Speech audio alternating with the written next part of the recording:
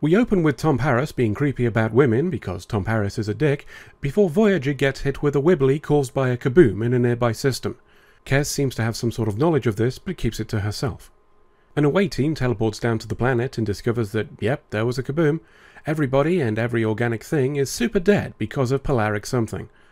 Cut back to the ship, and Kes is telling Neelix that she saw what happened on the planet through psychic shenanigans.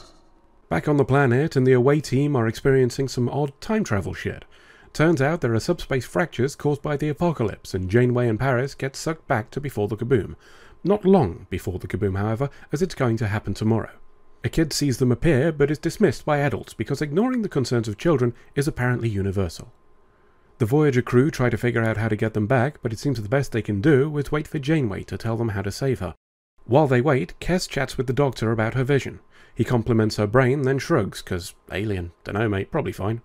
Back in the past, Janeway and Paris change into some clothes inspired by the 1970s while they explore.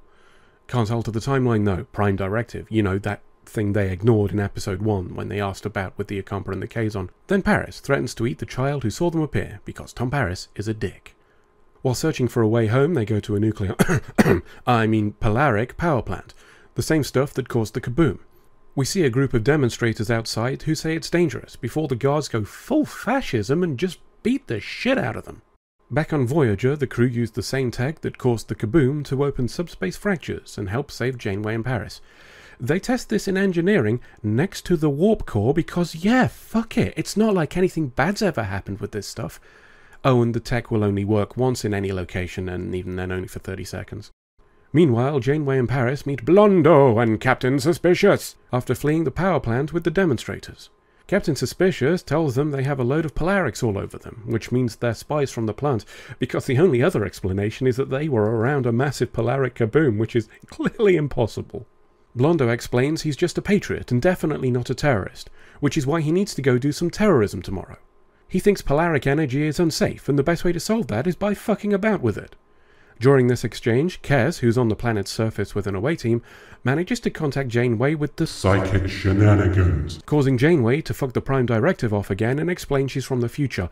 With 3 episodes in, she's done this twice now. Seriously, she's worse than Kirk. Anyway, turns out she's decided they've already ballsed up the Prime Directive by being there and likely triggering the events that made the kaboom, because of course it's a fucking causality loop.